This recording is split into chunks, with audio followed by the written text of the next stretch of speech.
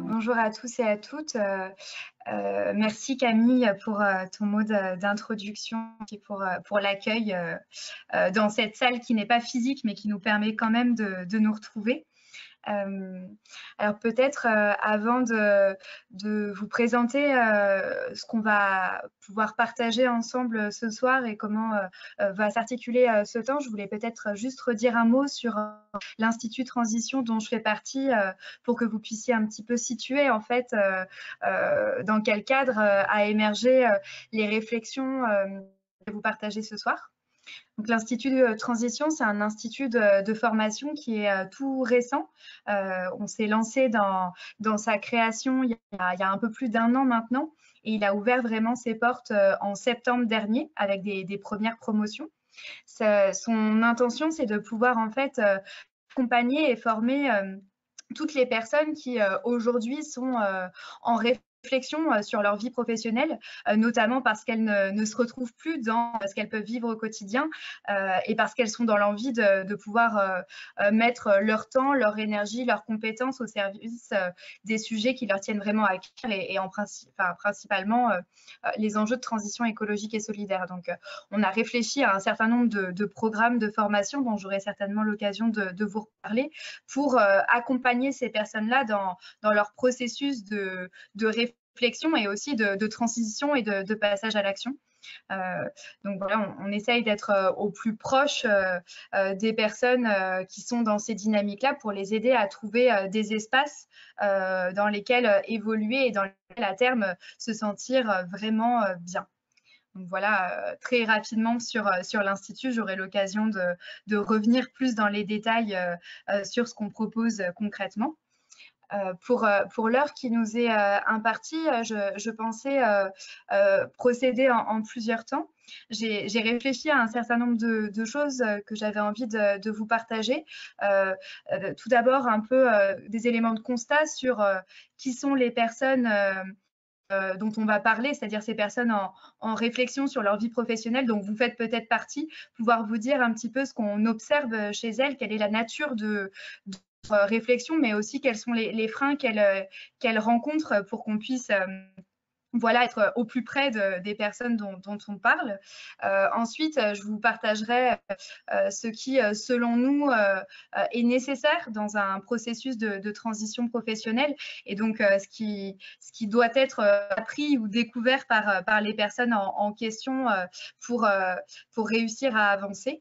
Et l'idée, ce sera de finir un petit peu sur quelles sont toutes les ressources en fait qui sont à disposition des personnes sur leur chemin pour leur permettre d'arriver là où elles ont envie d'aller. Donc voilà, c'est un petit peu le chemin que je vais vous proposer de prendre ensemble. Et comme le disait Camille, même si on ne se voit pas tout à fait, l'enjeu, c'est vraiment que ça puisse être un moment d'échange et de partage ensemble. J'ai bien sûr préparé du contenu, mais qui a vocation à être mis en discussion avec vous, donc n'hésitez surtout pas à venir au fur et à mesure, que ce soit dans le chat si vous avez des questions, des remarques, des retours d'expérience, ou si ce n'est pas évident pour vous en prenant la parole. On prendra les questions au fur et à mesure des échanges et puis on aura un vrai temps aussi purement concentré aux questions à la fin. Donc, si vous n'avez pas eu le temps d'écrire au fur et à mesure, il ne sera pas du tout trop tard pour le faire. Voilà un petit peu pour des éléments de cadre. Alors, pour rentrer dans le vif du sujet, en amont, en fait, peut-être pour vous dire en fait dans quel cadre est né l'Institut Transition. L'Institut Transition, en fait, c'est le résultat. C'est né dans un contexte très particulier qui est en fait une association lyonnaise qui s'appelle Antiella. Antiella, c'est une association qui est engagée en fait pour d'une part donner envie d'agir aux personnes sur les questions d'écologie et de solidarité et d'autre part pour les accompagner à s'engager bénévolement, à monter des initiatives, à faire bouger aussi leur entourage sur les questions de transition. Donc voilà, on est connectés depuis plusieurs années avec une diversité de personnes qui ont envie de se mettre en mouvement sur les questions de transition. Et il se trouve en fait que depuis plusieurs années, on est de plus en plus sollicité par des personnes qui ont envie d'agir, mais dans le cadre de leur vie professionnelle. C'est-à-dire qu'elle nous disait, bah, écoutez, oui, c'est chouette le bénévolat, c'est chouette l'entrepreneuriat, mais en fait, ça ne correspond pas à ce que nous, on a envie de vivre. Nous, notre attente, notre demande, c'est plutôt bah, de rester dans un cadre potentiellement salarié, mais en mettant notre énergie sur des questions qui ont du sens pour nous. Et donc, l'attente des personnes, c'était de se dire bah, comment est-ce que vous pouvez nous accompagner en fait pour vivre cette évolution-là. Et il se trouve qu'en fait, au sein d'Anciella, on n'avait pas de réponse concrète à proposer aux personnes. Et voilà, on prenait quelques entretiens métiers, mais on ne pouvait pas tellement aller plus loin.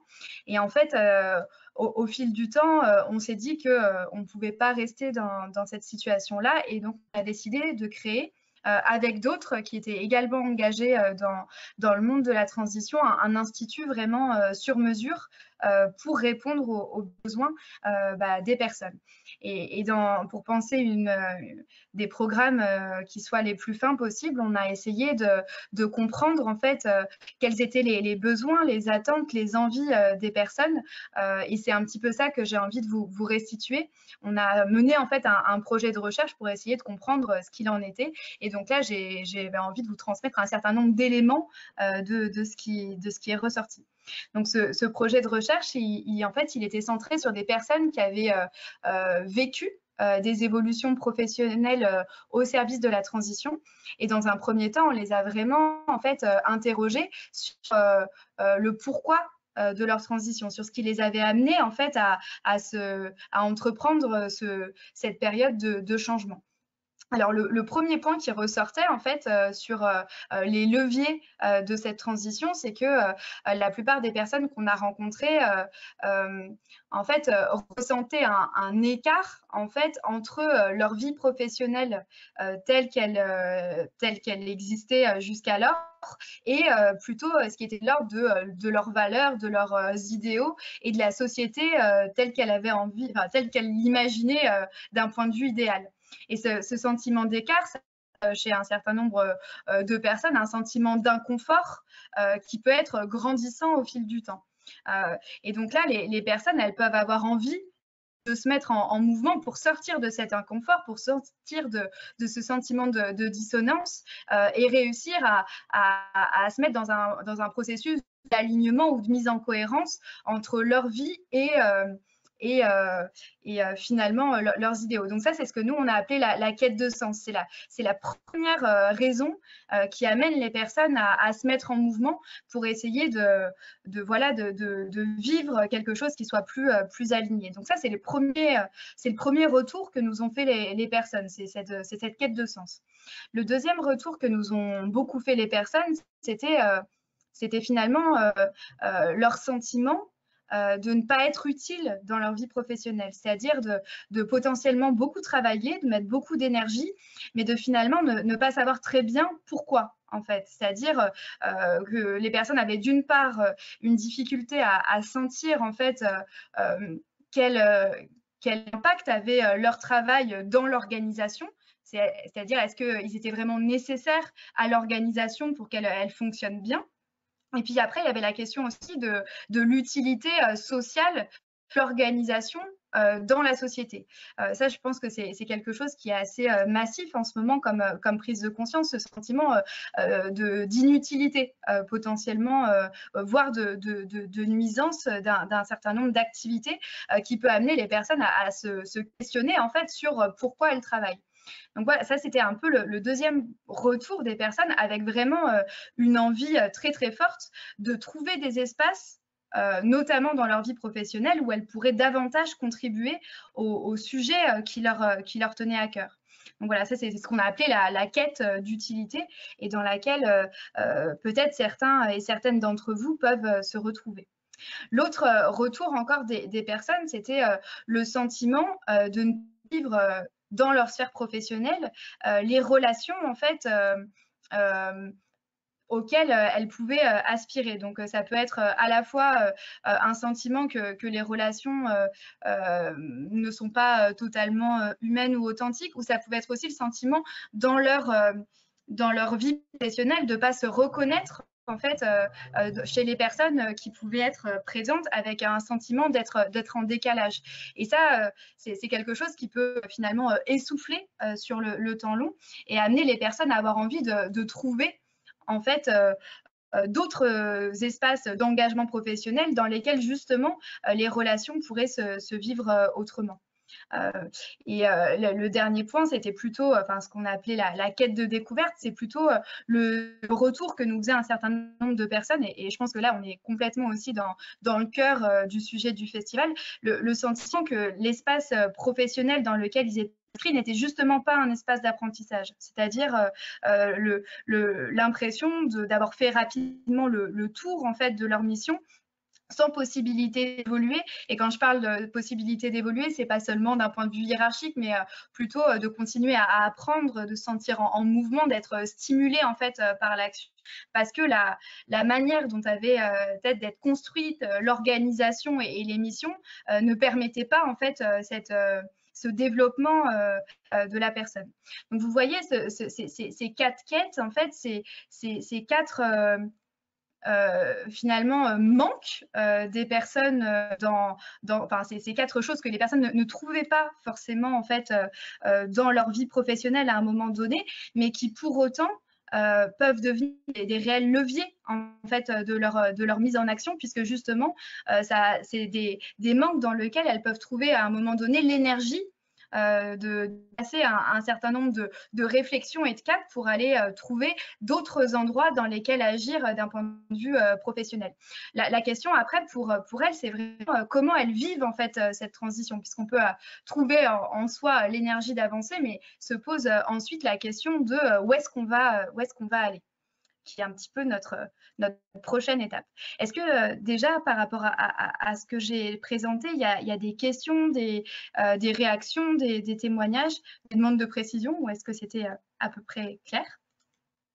Moi, je me demandais, c'est Catherine, si vous aviez constaté je sais pas, une augmentation de gens qui souhaitaient vivre une transition professionnelle suite à la crise sanitaire que l'on traverse. Si cette quête de sens dont on a beaucoup parlé, me semble-t-il, à l'issue du premier confinement, est-ce que je suis utile, est-ce que entre l'essentiel, le non essentiel, dont on a beaucoup entendu concernant les commerces, mais je crois qu'il y a aussi eu ces discussions et ces interrogations sur son poste en fait. Oui, clairement. Alors pour l'anecdote, en fait, on a lancé la communication sur notre premier programme de formation qui s'appelle Nouvelle Voie, en fait, pile au moment du confinement. Donc, c'était pas du tout voulu, c'était les hasards du calendrier. Donc, Nouvelle Voie, c'est un programme en fait de formation qui dure 1 an pour des personnes qui ont vraiment envie d'évoluer significativement dans leur vie professionnelle. Donc, ça s'adresse à des personnes qui ont déjà une formation, déjà quelques expériences professionnelles et qui, à un moment donné, se disent en fait, je ne souhaite pas continuer mon activité telle qu'elle est aujourd'hui. J'ai envie de la vivre autrement et qui ressentent finalement un besoin d'accompagnement autour de ça. Donc, on a lancé la com en mars dernier.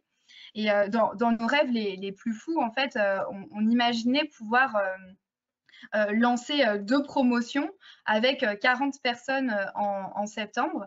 Et finalement, en fait, on a été vraiment submergé par la demande avec énormément de personnes qu'on a vues en entretien d'accompagnement et finalement 50 inscrits, ce qui nous a amené à être bien au-delà de ce qu'on pensait en fait réussir à atteindre pour une première année. Et ce qui était intéressant, il me semble que pour la plupart, en fait, c'est des personnes qui étaient déjà en questionnement. En fait, elles n'ont pas eu un déclic complet au moment du confinement, mais finalement, cette période où elles ont été coupées finalement dans leurs habitudes, extraites aussi d'un milieu de travail, ça a été finalement une phase vraiment d'accélération en fait de la prise de conscience et finalement l'Institut, pour elles, à ce moment-là, c'était un peu l'opportunité sur leur chemin pour continuer ce mouvement-là. Donc, pour moi, je pense que oui, ça a eu vraiment un effet considérable, mais que c'est peut-être plus une période qui est venue révéler des choses qui étaient en train déjà de grandir dans la société ou au sein de certaines personnes et qui leur a permis de vraiment passer à l'action. Je fais vraiment le parallèle entre ça et aussi d'autres changements de mode de vie plus écolo, par exemple, changer son mode de consommation, etc. Ce qu'on remarque souvent, en fait, c'est que on est tous pris dans des habitudes, et les habitudes, c'est des modes d'économie d'énergie, en fait.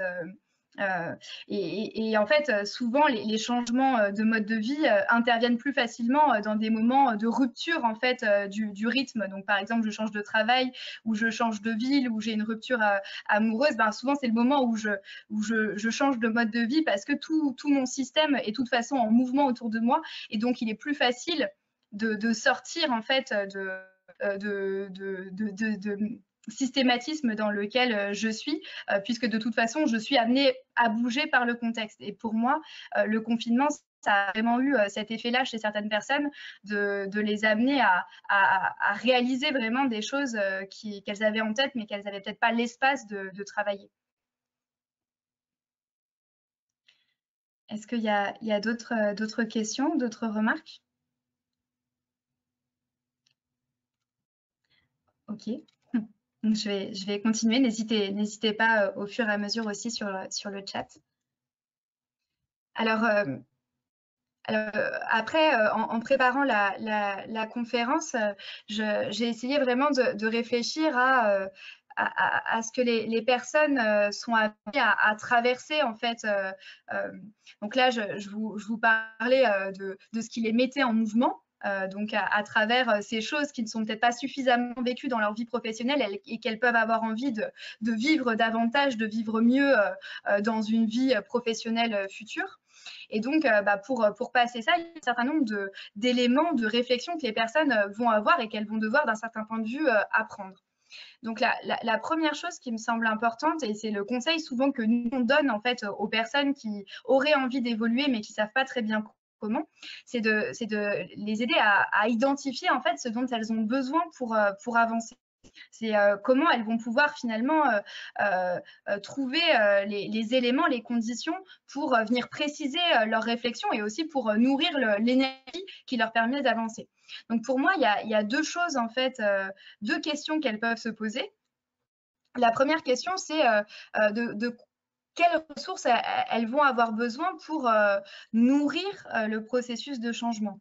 Alors, quand je parle de ressources, c'est volontairement très, très large, en fait.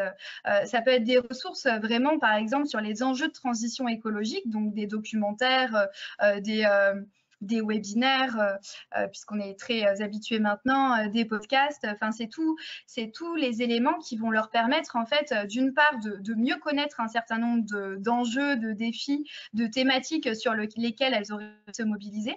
Mais souvent, ce que nous disent les personnes, c'est que c'est aussi des ressources qui leur permettent de poser des mots sur des intuitions qu'elles avaient jusque-là et qu'elles avaient un petit peu à saisir et à s'approprier. Donc, pour moi, ces ressources, elles sont fondamentales.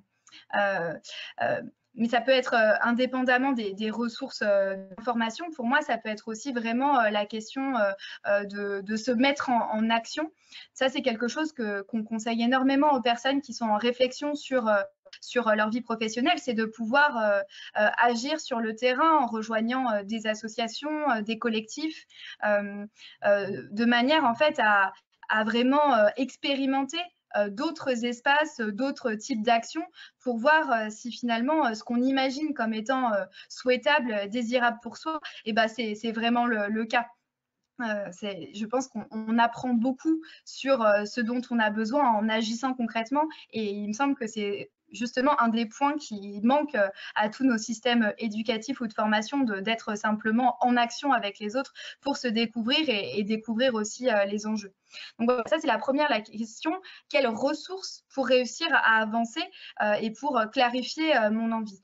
La deuxième question pour moi qui est vraiment à se poser dans tout processus de transition professionnelle, c'est aussi quelles sont les conditions qui vont me permettre d'avancer. C'est-à-dire comment je vais créer un contexte dans ma vie qui me permettre de passer les prochains pas en fait pour vivre mes évolutions professionnelles. Alors pour vous donner des exemples concrets et que vous voyez un petit peu ce que ça recouvre, pour moi les conditions c'est par exemple est-ce que je quitte mon travail ou est-ce que je ne quitte pas mon travail. Enfin ça c'est souvent une question que nous posent en fait les personnes, c'est est-ce que pour évoluer professionnellement je reste en poste ou est-ce que je demande une rupture conventionnelle, etc. Pour moi, en fait, il n'y a pas de réponse dans l'absolu. C'est vraiment à chaque personne de définir, en fait, ce qui va lui permettre d'avancer ou au contraire, ce qui va le bloquer complètement dans son processus. Il y a un certain nombre de personnes qui, en fait, peuvent être complètement prise par une vie professionnelle présente, soit, quand je dis complètement prise, ça peut être en termes de temps, mais aussi en termes d'énergie, et donc ne plus du tout avoir la place, en fait, pour réfléchir, expérimenter et avancer dans un processus de transition. Donc typiquement, ce type de personnes-là peuvent avoir intérêt, en fait, à quitter leur travail ou en tout cas à réduire leur temps de travail pour se laisser l'espace et la disponibilité pour envisager les prochains pas. Mais il y a d'autres personnes pour lesquelles, en fait, c'est quitter son travail, ça peut être une source d'inquiétude et d'angoisse qui, justement, paralyse complètement et va freiner le processus de transition. Et donc ça, c'est vraiment à chaque personne de réussir à sentir ce qui va être dans.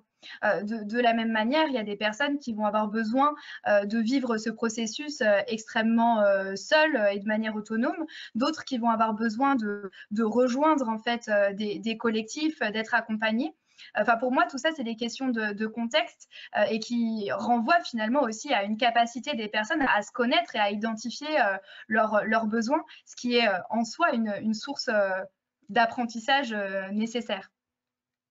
Voilà, pour moi, c'est deux clés, en tout cas, pour aider les personnes à conscientiser ce qui va constituer un chemin pour elles. Est-ce que là-dessus, il y a des réflexions, des remarques? Moi, je veux bien. Enfin, moi, c'est plus un témoignage parce que je m'inscris complètement là-dedans et je me suis longtemps posé la question de. Enfin, moi, pour moi, c'était pas envisageable de quitter un emploi et une zone de confort dans laquelle j'avais mes repères, un certain niveau de vie, train de vie, etc.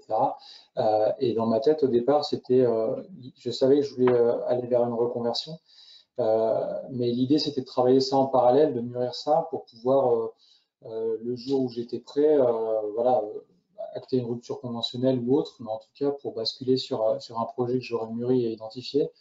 Et en fait, encore une fois, c'est mon témoignage personnel, mais je me suis rendu compte que c'était un peu le serpent qui se mordait la queue et que pour avoir ce type de réflexion et surtout dans des reconversions complètes, en fait, on a besoin de temps de cerveau disponible. Et moi, personnellement, je suis sur un métier de cadre qui est assez prenant.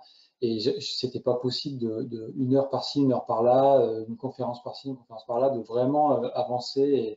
Et j'avais une charge mentale peut-être aussi trop forte à côté de ça. Donc moi j'ai pris la décision récemment et c'est vrai que c'est pas simple et enfin ça m'intéressait de le témoigner parce que on a beaucoup de freins, que ce soit souvent l'argent, le manque, enfin la peur de manquer, etc.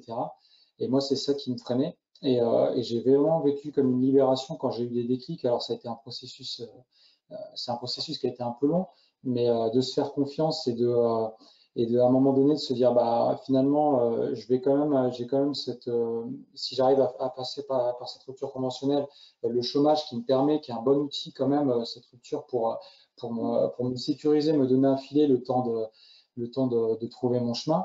Et donc moi aujourd'hui je sais que je veux aller vers cette transition écologique, je sais pas du tout quel rôle je vais y jouer et c'est aussi pour ça que j'ai déjà eu des entretiens avec l'Institut parce que ça m'intéresse fortement pour une nouvelle voie. Mais ce que je veux dire, c'est qu'il faut vraiment se faire aussi confiance et au bout d'un moment, si on ne prend pas certaines décisions et qu'on est trop guidé par ses peurs et ses freins, on peut aussi quelque part en souffrir. Moi, c'était le cas avec des crises d'anxiété, des choses où on est en décalage avec ce qu'on est en train de vivre dans son travail. C'est ce que tu disais aussi, Fanny. Et il faut aussi peser le pour et le contre entre cet inconfort psychologique qui peut vraiment devenir très prégnant et le fait de se dire, il y a plein d'acteurs qui sont dans cette dynamique-là, il y a plein d'opportunités, on en parle partout autour de nous. Il y a des instituts comme le vôtre qui permettent de structurer aussi cette réflexion, j'imagine, et de la mûrir. Donc, faut aussi se faire confiance et oser, même si on sait que l'inconnu, par définition, ça fait peur, mais il y a aussi le côté excitant qu'il faut savoir aussi prendre en considération dans l'équation, quoi. Oui, si je puis me permettre, Pardon. Non, vas-y. Je voulais juste rebondir, c'est Géraldine, sur ce que disait Sébastien, parce que je le rejoins tout à fait. Moi, je suis fonctionnaire, je suis professeur des écoles, enfin j'étais, puisque je suis également en phase de rupture conventionnelle avec l'éducation nationale. Je pense qu'en fait, il n'y a plus de situation confortable, quelle qu'elle soit, à partir du moment où psychologiquement on n'est plus en phase et en accord avec ce qu'on fait au quotidien par rapport à ce qu'on aurait envie de vivre, même si l'éducation, je sais que dans le cadre de cette semaine de l'apprendre, c'est peut-être pas le moment de dire qu'on peut ne pas être en phase, mais peut-être plus en phase avec l'éducation nationale et plus en phase non plus avec 3 adolescents à la maison qui a priori ont d'autres aspirations que ce qu'on a pu m'apprendre. Alors c'est pas ma première reconversion professionnelle, donc je suis assez aguerrie, voire relativement sereine dans une capacité à rebondir, mais néanmoins, je pense qu'effectivement, à un moment, il vaut mieux s'écouter que trop mal vivre les choses. Voilà, merci. Merci pour vos témoignages. Enfin, si j'ai envie d'insister sur des choses que vous avez dites et qui me semblent vraiment très justes. La première chose, c'est le temps que ça prend. C'est quelque chose qui n'est pas toujours facile à vivre pour les personnes concernées parce qu'on peut à la fois ressentir l'urgence en fait du changement, notamment quand on se sent en souffrance là où on est, et en même temps il y a cette réalité que pour réussir à passer à l'action, et ben en fait il y a un temps qui est relativement incompressible puisqu'il s'agit d'identifier où est-ce qu'on peut aller et puis de trouver d'autres espaces de sécurisation que celui qui nous était proposé jusque-là. Enfin, que ce soit le salaire, le CDI, etc. Il faut trouver d'autres choses qui nous permettent de nous renforcer en fait dans notre confiance, que ce soit en nous-mêmes ou dans nos perspectives. Et ça, je pense que c'est relativement incompressible. Et ce que je voulais dire, c'est que je pense que c'est vraiment intéressant de se dire quels sont justement tous les petits cailloux que vous pouvez trouver sur votre chemin qui vous permettent de grandir dans cette confiance-là, en fait, justement, de retrouver une confiance que vous avez peut-être perdue dans le travail, et puis de voir aussi tout ce qui peut faire envie autour. Enfin, je pense que ça nourrit vraiment dans un processus. Ça, c'était la première chose que je voulais dire. La deuxième, vous ne l'avez pas tellement dit, mais peut-être que d'autres le vivent. Un des retours très, très fréquents des personnes qu'on accompagne, c'est la question du regard des autres dans ce processus-là.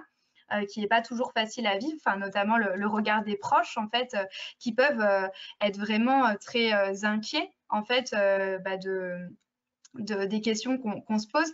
Et plus qu'inquiets, je pense qu'ils peuvent être interpellés. Ça peut eux-mêmes les confronter à leur propre choix de vie et à des propres difficultés, en fait, qu'ils peuvent avoir dans la sphère professionnelle. Et ce que je voulais simplement dire par rapport à ça, c'est que c'est d'une part que dans ce cas-là, je pense que les proches sont à la fois les meilleures personnes et les moins bonnes personnes pour nous accompagner, justement parce qu'elles sont mises en branle par nos questionnements. Et que des fois, ça peut être intéressant de trouver d'autres espaces, en fait, pour échanger avec des personnes qui sont concernées par les mêmes réflexions, mais qui n'ont pas d'enjeu par rapport à nous.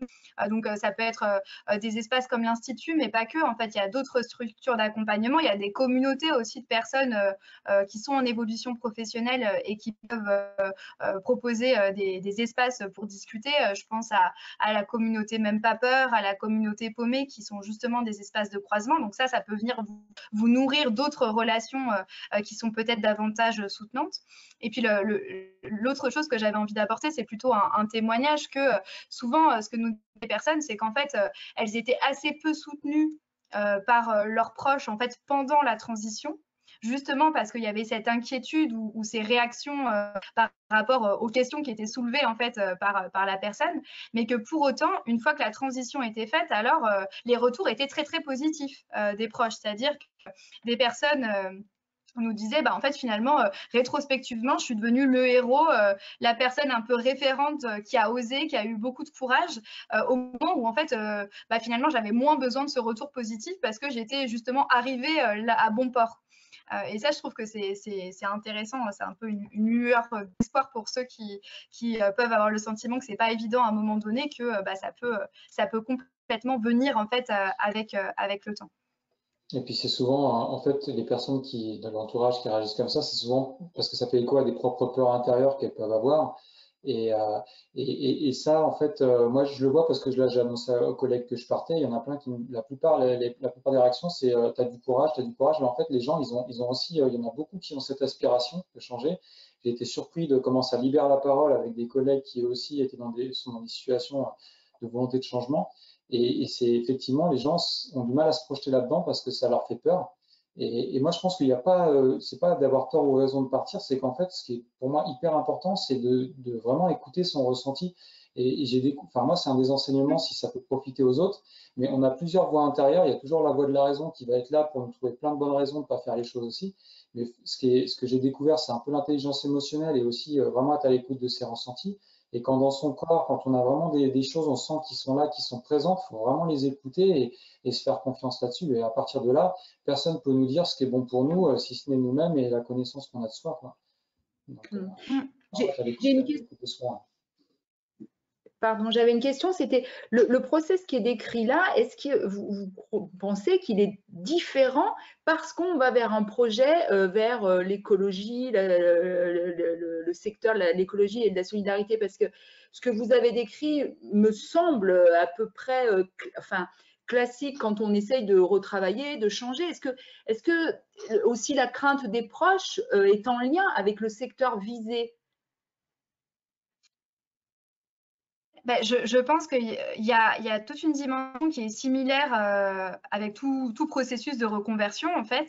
Enfin, ça, ce que je veux dire, la crainte, la réflexion, la nécessité de préciser quel est son projet. Après, je pense qu'il y a certaines particularités. Enfin, j'en vois deux, en fait. La première particularité, c'est peut-être pour la personne elle-même, enfin, celle qui est en processus de changement. En fait, nous, on voit beaucoup de personnes en fait, qui sont dans un processus de changement suite à une prise de conscience en fait, de l'urgence écologique et qui vont avoir une pression, enfin elles ont une pression sur les épaules qui dépasse leur seul épanouissement professionnel. C'est-à-dire que en fait, c'est des personnes qui ont vraiment une sensibilité très forte au dérèglement climatique, à l'effondrement de la biodiversité, etc. Et qui se disent, en fait, là, on n'a plus le temps. Et qui vont potentiellement assez mal vivre le processus de réflexion, puisque justement, il y a un enjeu à trouver des réponses rapides pour sortir un peu tout le monde de cette crise. Donc ça, je pense que c'est quand même une angoisse assez particulière à ce dont on parle, qui se surajoute en fait aux freins ou aux difficultés inhérentes à tout processus de changement.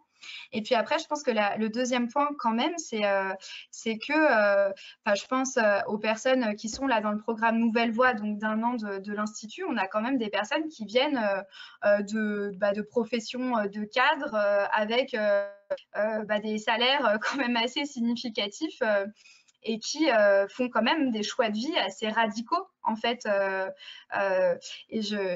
Et c'est une petite anecdote, mais on a été sollicité récemment par certains apprenants en nous disant, en fait, on a entendu parler des niveaux de rémunération dans le secteur de la transition, et en fait, est-ce qu'on peut en parler parce que ça nous choque, quoi. Et donc ça, je pense quand même que c'est intéressant. Alors après, il y a toute la question de est-ce que c'est quelque chose qui va être subi par la personne qui va vivre ça comme une perte de confort, de sécurité, etc. Ou comment ça peut être réapproprié dans une réflexion plus large sur leurs besoins, la sobriété, etc. Mais en tout cas, je pense quand même qu'il y a cette logique-là. Et puis le dernier point aussi que j'ajouterais et que je voulais réaborder derrière, c'est qu'on parle d'un secteur, le secteur de la transition écologique et solidaire, qui est en fait un secteur en émergence. C'est-à-dire que les métiers dont on parle n'existent pas encore. Et c'est un point sur lequel je voulais vraiment insister, c'est que là, en fait, typiquement, on ne forme pas à des métiers à proprement parler, puisque justement, c'est les métiers qu'on va devoir créer dans les prochaines années. Ce qui nécessite en fait pour les personnes d'accepter en fait de sortir de logiques basées seulement sur l'expertise, sur des fiches de référentiels très précises, etc., puisqu'en fait, on n'en sait rien. Donc, en termes d'apprentissage, c'est tout autre chose en fait. Là, nous, typiquement, ce à quoi on forme, c'est pas être des experts de la transition. Il y a quelque chose de complètement antinomique en fait, être expert de quelque chose qui bouge. Là, l'idée, c'est plutôt de permettre aux personnes de se créer des clés de compréhension de pourquoi on en est là et d'être en capacité de bricoler en fait des réponses et justement d'être les créateurs des métiers dont on a besoin. Et c'est quand même quelque chose qui est en fait assez insécurisant quoi pour les personnes et qui en même temps est une sacrée aventure aussi en fait de se dire qu'on va pouvoir créer tout ça ensemble. Et donc ça nécessite quand même de déconstruire et d'aller un peu à contre-courant de ce qui pour nous jusque-là était une vie professionnelle, des compétences, etc. pour se dire bah là il y a quelque chose à repenser entièrement. Au sein de l'Institut, on dit qu'on forme les artisans de la transition. C'est vraiment cette idée de dire, en fait, on va former des personnes qui vont devoir faire avec leurs mains dans un contexte contraint pour créer, en fait, ce dont la société a aujourd'hui besoin. Donc, je pense qu'il y a un peu toutes ces particularités-là. Ce que je vous propose, c'est comme le temps passe un tout petit peu, de pouvoir balayer les autres dimensions, mais qui rejoignent, en fait, tous les échanges là qu'on a actuellement. Alors là, ce que j'avais à dire, ça rejoint le témoignage de Sébastien. En fait, jusque-là, je vous disais quelles sont les questions à se poser pour réussir à avancer, avec la question de quelles sont les ressources qui m'aideraient à avancer et quelles sont les conditions qui me permettent d'être en mouvement. Pour moi, la deuxième chose qui est importante de travailler, c'est en fait de réussir progressivement à définir en fait où est-ce qu'on a envie d'aller. En fait, là, les personnes dont on parle, ces personnes qui sont en quête de sens, d'utilité, de lien, de découverte, en fait, souvent, elles savent qu'elles ont envie de partir, elles savent ce qu'elles ont envie de quitter, mais elles ne savent pas encore ce qu'elles ont envie de vivre ou où est-ce qu'elles ont envie d'aller. Et pour réussir à avancer, il y a un enjeu à préciser ça quand même. Alors, bien sûr, c'est pas, il ne faut pas que tout soit parfaitement huilé, cadré, etc., mais de se dire, en fait, quand même, si je me projette, qu'est-ce que j'aurais envie de vivre par la suite? Et pour moi, c'est ce que j'appelle la destination. Et cette destination, par exemple, je voudrais agir pour limiter le gaspillage alimentaire, je voudrais agir pour la convivialité, je voudrais remettre de la nature en ville. C'est des choses qui peuvent être assez floues, mais qui sont quand même quelque chose, c'est suffisamment précis en même temps pour nous permettre de voir un peu au-delà de nos pieds et de réussir à avancer. Et cette destination, souvent, elle vient traduire en fait ce que nous, on appelle un horizon de valeur. C'est justement ce qui nous anime et ce qu'on aurait envie d'apporter à la société. Donc ça, c'est vraiment un point qui me semble assez déterminant.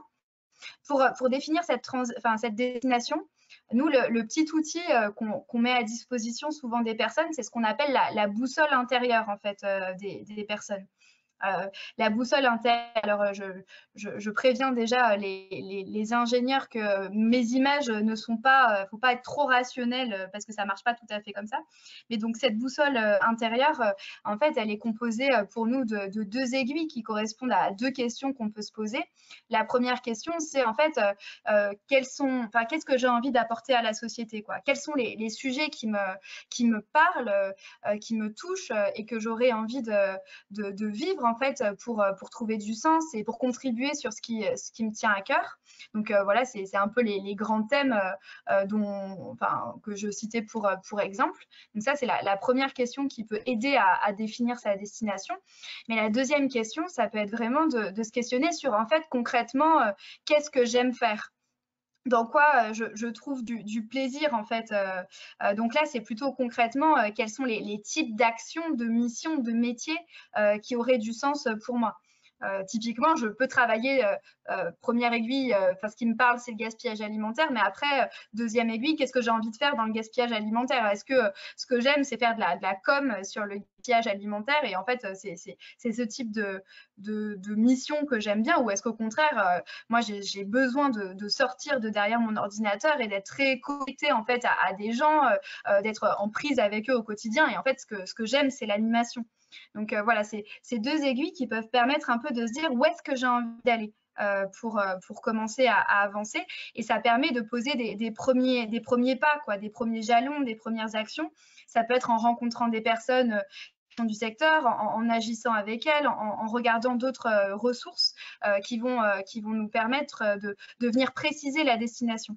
Enfin, je pense que c'est toute la complexité des reconversions en matière de transition, c'est qu'en fait, il faut avoir déjà suffisamment défini sa destination pour réussir à avancer, mais en disant que de toute façon, c'est en avançant que la destination va se préciser, quoi. C'est un peu un mouvement qui va dans les deux sens et qui nous permet potentiellement de définir progressivement quel est vraiment notre projet et où va être notre place par la suite. Est-ce que c'est clair pour ça? Est-ce que ça vous pose des questions?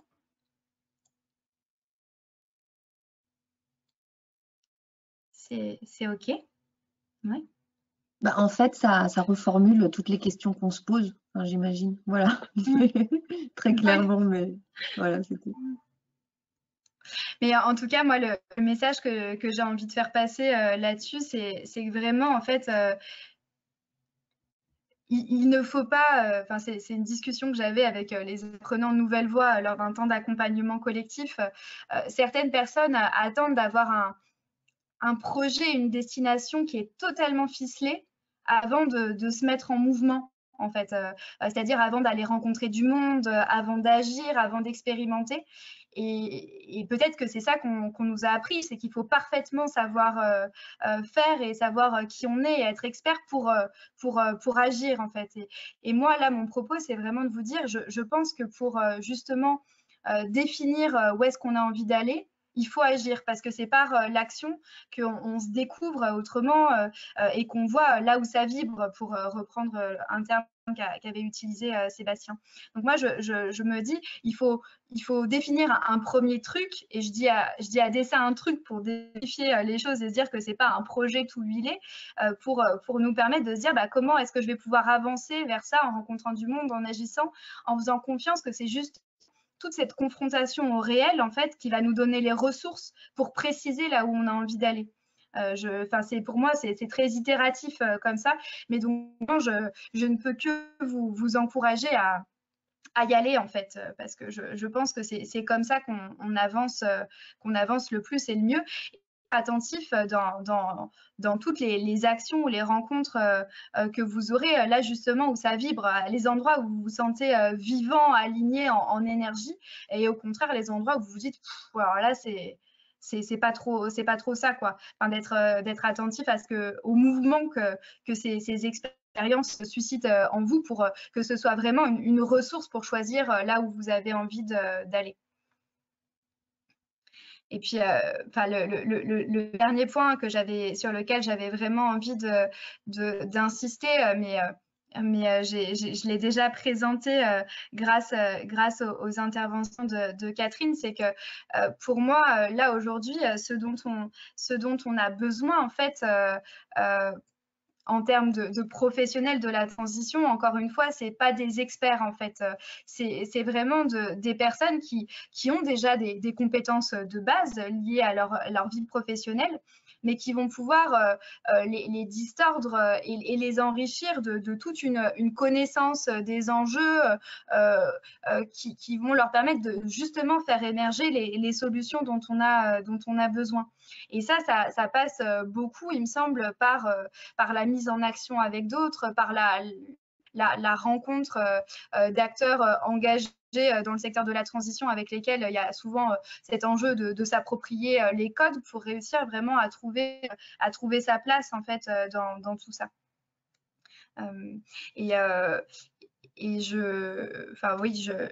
Je voulais un petit peu finir là-dessus pour garder quelques minutes sur un petit peu peut-être des questions que vous auriez. Je vais baisser le partage d'écran pour qu'on se voit mieux.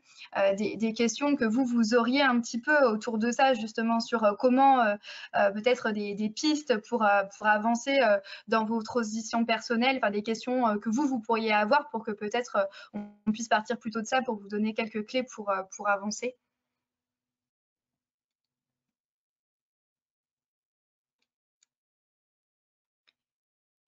Moi, j'ai une question, Fanny, concernant alors c'est un peu technique, enfin technique non, mais concernant le CPF, parce que je sais qu'il y avait des démarches d'éligibilité au CPF là pour les programmes de l'Institut, notamment Nouvelle Voie.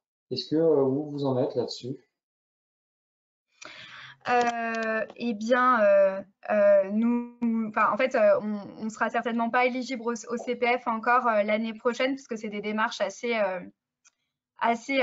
pointues, et en fait, on n'a pas réussi à trouver la bande passante pour développer en fait tout ce dossier là. Donc en fait, on est dessus, mais ce sera pas dans les temps pour ceux de la promo suivante. Par contre, on a toujours un fonds de solidarité pour des personnes qui auraient une difficulté à payer, pour lever ce frein-là pour ceux qui sont confrontés. Ok.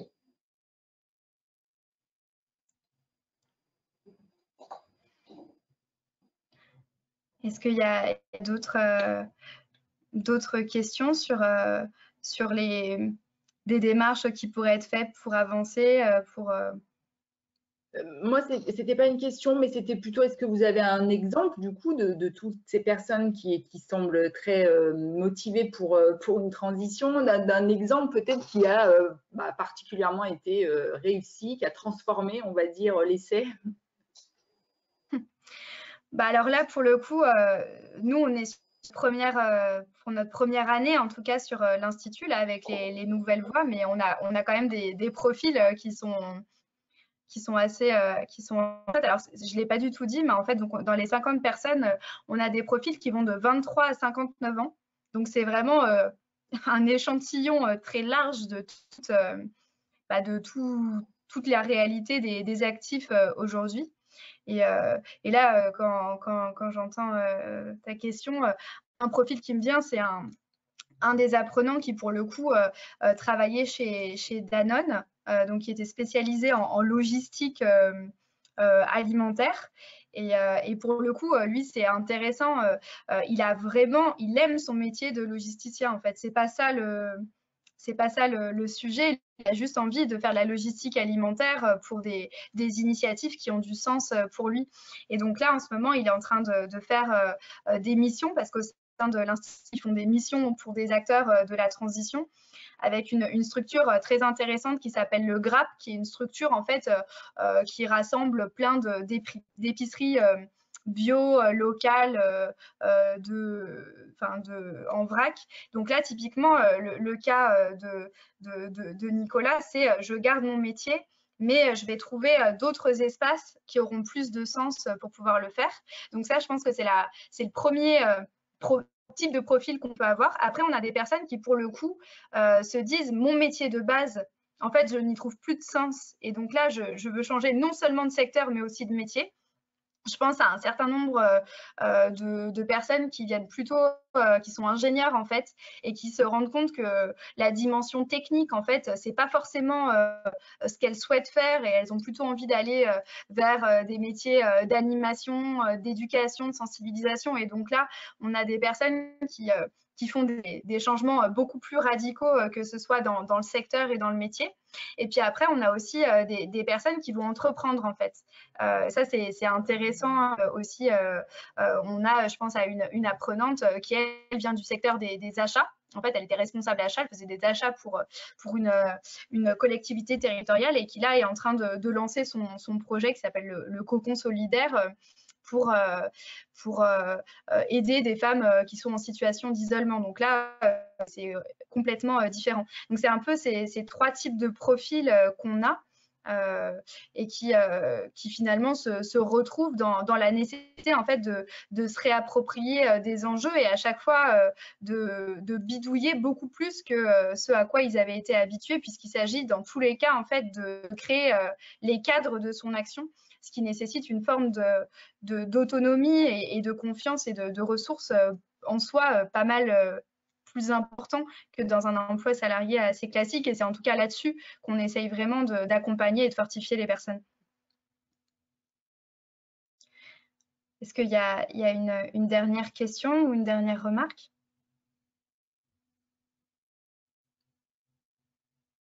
Non, je ne vais pas monopoliser la parole, mais ah ouais, il y a peut-être Wilfried. Non, oui, moi, enfin, ça rejoint bien ce que je peux te dire, Fanny, ce que tu dis, Fanny, par Ah oui, rapport bien sûr. au fait de bidouiller son activité et je trouve que tout est très très compliqué, même quand on veut se spécialiser dans un domaine, comme le conseil à la RSE ou le conseil à la conformité Bicorp ou quoi que ce soit. On trouve que des bribes d'information, des bribes de formation, quand on veut s'adresser aux entreprises, alors c'est encore pire. Et c'est vrai qu'on se retrouve très vite dans une nébuleuse où dès qu'on tire un fil, on en a 200. Et bon, j'avoue que, alors moi, j'ai la chance de ne plus travailler depuis déjà un mois et demi, j'allais dire un an et demi, non, un mois et demi, et donc de m'être jetée à fond dans les apprentissages. Mais je me heurte à beaucoup d'imprécisions, à beaucoup de manque de contenu, à beaucoup de choses que je considère comme des freins parce que je suis quand même assez cartésienne. Et voilà, donc j'en suis là et oui, je cherche toute seule des solutions et des réponses à tout ça, mais c'est quelque chose qui me dérange. J'avoue qu'effectivement, on est face à un secteur en construction, mais j'arrive pas bien à appréhender dans quelle mesure, notamment vis-à-vis de tout ce qui touche aux entreprises. Mais moi, j'ai l'impression qu'en fait, oui, tout est en train de se construire, quoi. Même dans des choses dont on parle depuis un peu longtemps sur la RSE, derrière la réalité tangible, c'est pas du tout stabilisé, en fait. Et donc, derrière, non seulement les métiers ne sont pas stabilisés, mais les formations ne le sont pas non plus. Et je pense qu'en plus, c'est des métiers qui nécessitent de repenser j'allais dire le contenu, mais aussi les modalités de formation, puisque c'est impossible de transmettre des savoirs stabilisés sur ces questions-là. Et je pense qu'il y a vraiment un enjeu d'être dans un va-et-vient constant entre la formation et l'action pour pouvoir justement éprouver et développer des nouvelles formes d'apprentissage. En tout cas, nous, c'était un peu le parti pris qu'on a eu dans la manière de penser la formation, où finalement, il y a moins d'heures de formation que dans d'autres cursus type master, pour aussi permettre aux personnes d'avoir de temps pour agir avec des acteurs derrière, à la fois parce que on fait le pari que c'est aussi comme ça qu'on apprend, mais aussi pour créer des espaces de frottement en fait entre des apprenants qui ont envie de s'insérer professionnellement et des structures dont on aurait besoin, quoi. Et le dernier point, c'est que ça permet aussi de donner une forme de lisibilité au CV. On a fait pas mal de temps d'échange aussi avec les futurs employeurs, notamment des assos ou des entreprises émergentes sur la transition, qui nous disaient en fait, à la fois on est très on pense que les personnes qui viennent plutôt d'un secteur classique ont des choses à nous apporter, et en même temps leurs cursus nous font un peu peur parce qu'on ne sait pas quelles connaissances ils ont des enjeux, et le fait d'avoir quelques expériences avec de missions avec des structures de la transition, ça leur permet aussi d'avoir un CV qui est lisible et rassurant pour d'autres employeurs, quoi. Donc en tout cas, c'est un peu comme on pense les choses, mais je comprends bien que ce soit assez déroutant en fait, parce que c'est pas forcément ce à quoi on est tellement habitué dans les manières de faire. Et oui, c'est important ce que tu dis, Sébastien. Ouais. Pardon, merci.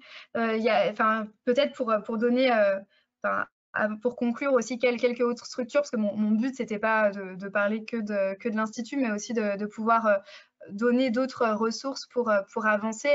Il y a un certain nombre de structures d'accompagnement pour des personnes en quête de sens, en fait, qui peuvent aider à affiner son envie, je dirais. Donc, il y a ICO dont parlait Sébastien. Moi, je rajouterais Connaissance, qui est d'autres structures qui proposent également des programmes collectifs, en fait, pour réfléchir à ce qu'on a envie. Il y a Claire qui parle de Switch Collective aussi. Donc ça, c'est des programmes en fait qui ont vraiment vocation à vous aider à poser en fait ce que vous aimez, ce vers quoi vous avez envie d'aller, etc. Après, il y a des communautés où là, c'est pas forcément des formats d'accompagnement, mais plutôt des personnes concernées par la même problématique qui ont vocation à partager et à s'entraider. Donc, Make Sense avec la communauté des paumés, c'est exactement ça. Mais il y a aussi Même pas peur, qui est une communauté lyonnaise qui a été créée justement autour d'ICO, auquel vous pouvez tout à fait vous raccrocher et auquel vous pouvez contribuer, en fait, parce que c'est un peu de l'entraide entre pairs. Et voilà, nous en fait, l'Institut, pour le coup, c'est pour des personnes qui ont déjà déterminé quand même un peu mieux ce qu'ils avaient envie de faire, puisqu'il faut que ce soit des gens qui savent qu'ils ont envie d'aller vers le secteur de la transition écologique et solidaire et qui ont quand même un petit peu défini leur destination. Donc, on se situe juste après. Et puis, juste pour redire, Anciela, donc l'association dont je fais aussi partie, nous, on prend vraiment du temps avec toutes les personnes qui nous en font la demande pour les aider à réfléchir à ce qu'elles auraient envie de faire dans le secteur de la transition et aussi parler des structures qui existent sur les thèmes qui nous cœur. Donc, n'hésitez pas à nous contacter. On peut être vraiment une porte d'entrée aussi vers l'écosystème et vous aider à cibler les structures qui seraient les plus pertinentes pour vous. Et par rapport à ce que dit Sébastien, oui, côté institut, on a fait un certain nombre de webinaires qui vont être prochainement en ligne. Donc, n'hésitez pas à regarder. Là, c'est des webinaires vraiment sur des sujets de transition écologique et solidaire pour s'initier à ces questions-là. Désolée, on a un petit peu dépassé, mais je te laisse la main, Camille. Ouais, c'est bon pour toi, Fanny, du coup? Super. Eh bien, un grand merci à toi pour cette intervention au nom de la Maison de l'Apprendre et des équipes organisatrices du festival.